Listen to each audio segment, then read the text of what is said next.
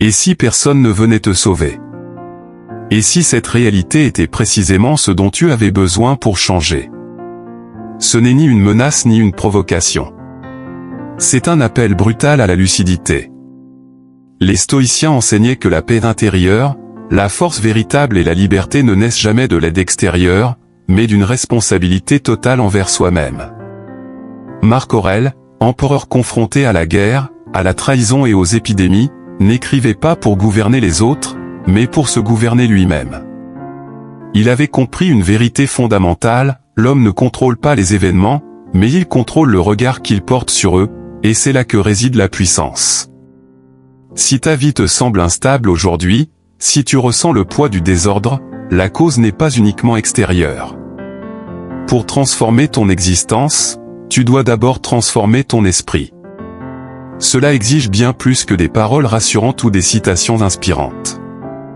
Cela exige des règles fermes, des principes exigeants, capables de détruire tes justifications et de te forcer à te tenir droit face à toi-même. Les règles stoïciennes ne flattent pas. Elles ne caressent pas l'ego. Elles reconstruisent lentement, profondément, sans compromis. Elles sont nées de l'expérience d'hommes qui ont connu l'esclavage, la maladie, la perte et le pouvoir absolu, et qui ont choisi de ne jamais céder intérieurement. Première vérité, personne ne viendra te sauver. Épictète, né esclave dans la Rome antique, savait ce que signifiait être privé de droits, de reconnaissance et d'avenir. Pourtant, il refusa que son esprit soit soumis. Il enseigna que tant que l'homme respire, il conserve une chose inviolable, la capacité de se gouverner lui-même. Attendre qu'un sauveur apparaisse est une illusion dangereuse. Aucun mentor, aucune relation, aucune circonstance idéale ne viendra prendre ta vie en charge à ta place. Le monde n'a aucune dette envers toi. Et c'est précisément cette vérité qui te libère. Le moment où tu comprends que personne ne viendra est le moment où tu cesses d'être dépendant. Ce silence, cette absence de secours, n'est pas une punition. C'est une révélation. Elle te montre qui tu es lorsque tout disparaît, et surtout qui tu choisis de devenir lorsque plus rien ne te soutient. La liberté commence lorsque tu assumes que ton existence repose entièrement sur toi. Deuxième vérité, le véritable combat est intérieur. Marc Aurèle gouvernait un empire immense, mais il savait que la victoire extérieure n'avait aucune valeur si l'esprit était vaincu. Dans ses écrits personnels, il rappelait que la discipline de l'âme était plus importante que la domination du monde. Chaque jour, la réalité impose son chaos, responsabilités imposées, pertes imprévues, déceptions humaines, fatigue morale. Ce désordre extérieur ne disparaîtra jamais. Mais il existe un lieu que personne ne peut envahir sans ton consentement, ton esprit. Si tes pensées sont instables, si tes émotions dirigent tes décisions, alors aucune réussite ne te rendra libre. Le stoïcien comprend qu'il est inutile de vouloir contrôler ce qui ne dépend pas de lui. Il concentre toute son énergie sur ce qui lui appartient réellement, son jugement, sa réaction, sa conduite.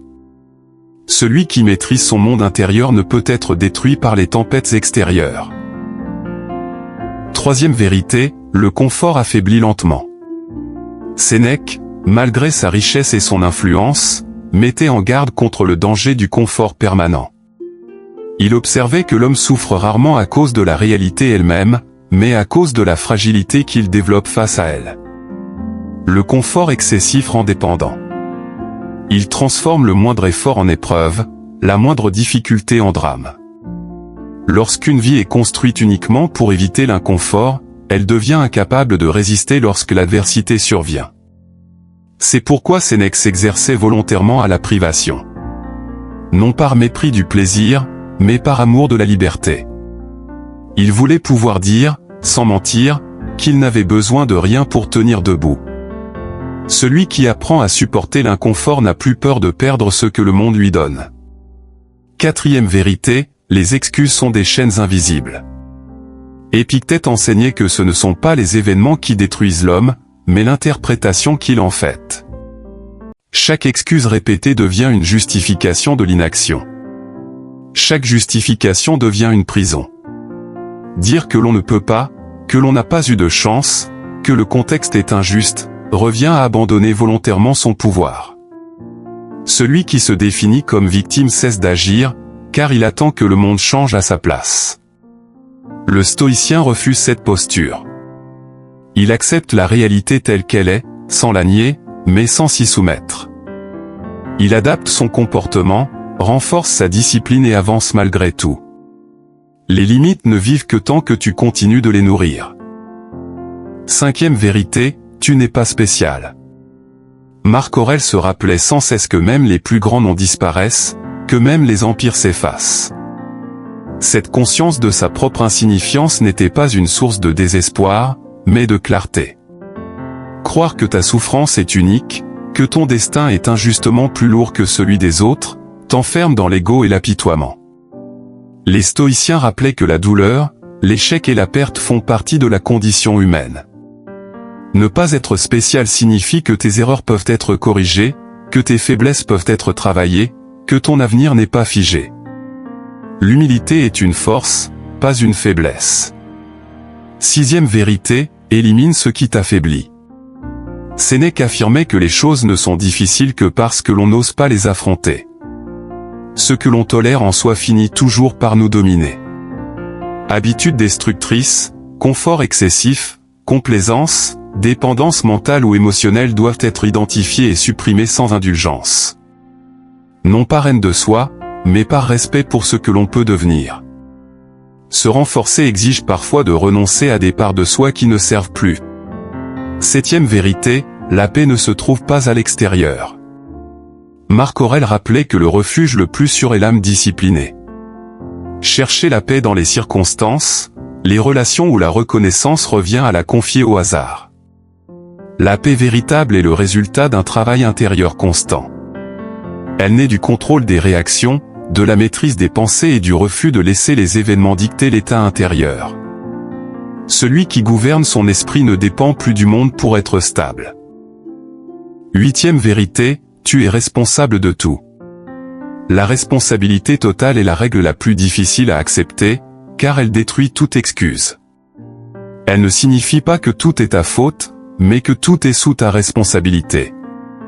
Ton passé ne peut être changé, mais ta réponse au passé t'appartient. Les injustices existent, mais l'inaction est un choix. Le stoïcien comprend que personne ne viendra réparer sa vie à sa place. Celui qui accepte cette responsabilité devient libre, car plus rien ne peut lui être retiré intérieurement. Ces vérités ne sont pas des consolations. Elles sont des outils. Elles ne promettent pas le confort, mais la solidité. Elles n'offrent pas l'illusion du bonheur facile, mais la possibilité d'une force durable.